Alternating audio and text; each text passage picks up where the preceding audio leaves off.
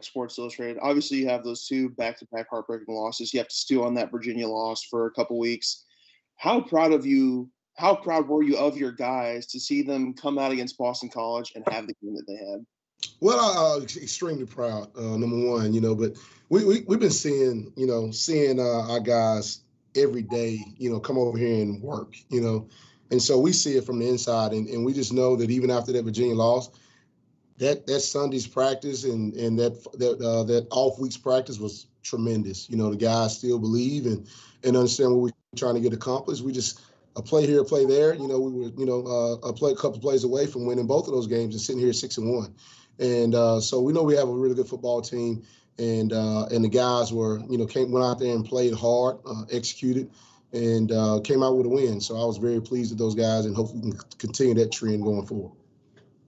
Hey, Brian Cameron, Courier Journal. That Boston College game seemed a lot like, I mean, if Monty was there, it would have been a game he shined in at filling the box and against the run. You got some good production from Dorian and Jalen Alderman. Just what'd you see from those two? Because your first time going against a run-heavy defense with them in Atlanta.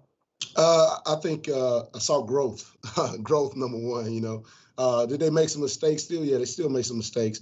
But when they made the mistakes, they made them full speed, and the rest of the guys played off of them and was able to make plays. And, they had, really two drives in that game that, we kind of wish we would have back. The one they scored a touchdown on and the one they drove down and we actually got the interception on in that fourth quarter. But other than that, man, I'm proud of those guys. They're coming along each and every day. They're over here eager to learn, as much as they possibly can. Always texting Coach D-Nick and asking questions about, things they see on film, whether it's practice or whether it's, from the opposing team game film. And so I'm excited about those guys and just glad that they came along and performed well on Saturday. Hey, Brian, Coach Coach Sett mentioned last Monday about how Josh Minkins Jr. was basically forcing the coaching staff to play him with how he had been performing in practice. He got the big interception in the fourth quarter against Boston College. Just talk about how happy you are for him with him having to battle injuries early on and what that means for the safety room kind of going forward. It's big for the safety room, number one, to be able to have a guy that we most definitely can trust to go in the game and to do their job, and to be able to spell those guys. And, like I told you guys last time, I mean, we're playing 90 some odd snaps a game on some and 80 plus snaps. And most of those safeties played, almost every last one of them, in all the games that we played previously. So that's huge for that group. But for Minkins, man, from where he came from, had a really good off season starting in January. And then he just had a freak accident, and that hindered him, for, all the spring ball, all the summer. And once he got going, it was a little, trials and tribulations here to get him back going in the right direction. But he fought every day and wanted to continue to learn. And in the last 2.5 weeks, he has been practicing lights out. And so when somebody's practicing lights out, you have no choice but to play him. And so we was able to get him in the game, and he came up with a huge play in that fourth quarter with that interception. And not only that, he fit the run game correctly and had a couple of tackles. And so that's a big key for us as well. So just so happy for him and glad that he's able to contribute. Hey, Brian, Michael McCammon, Cardinal Authority. Kind of on a similar note, Raheem Craig, the true freshman, got in, had a huge play, as we all know. And Scott mentioned that, these true freshmen, they've got their 4 games to play, so let's start getting them some time. Is there going to be more of an effort to get some of these newcomers some snaps to see how far along they have come? Absolutely. They have 4 games to play, and so we're trying to figure out, which 4 games is it? We know that those guys have some talent. We know that they are, for a little bit further away from where we would like for them to be in order to play in a lot of games for us, just from a mental standpoint. And so Raheem came in and gave us some great minutes.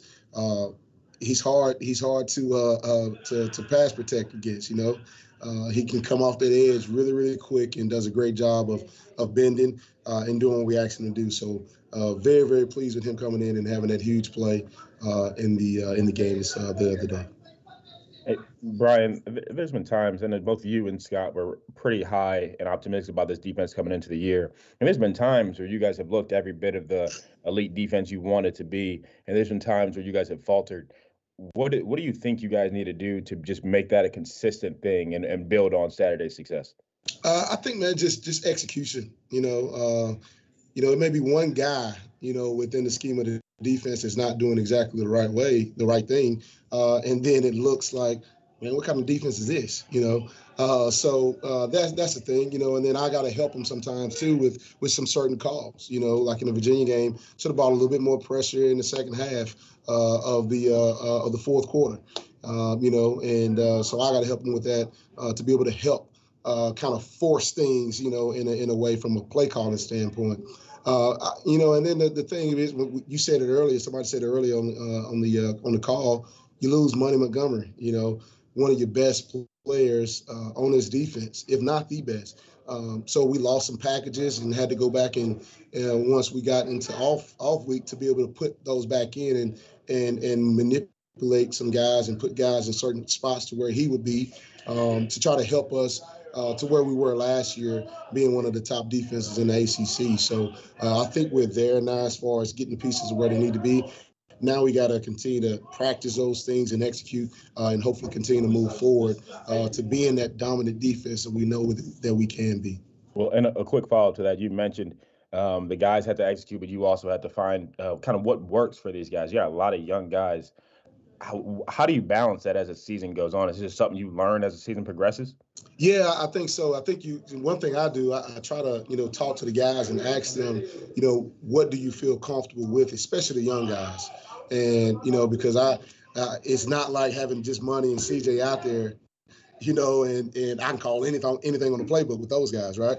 So I have to go to those young guys and, listen, man, hey, what do you feel more comfortable with within, what we have in so far? And then those are the things that I tailor toward the top sheet of the play calling sheet, right? And so that helps. I think it helps those guys because if that's what they feel comfortable with, then that's what I'm gonna call. So that's what you just got to continue to do throughout the season, and I think we'll continue to get better as the season progresses.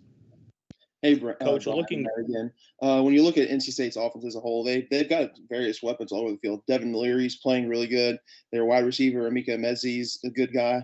They've got that running back duo, Bam Knight and Ricky Person. When you start to game plan against them, where do you even start? Oh, man. Me personally, I always start up front.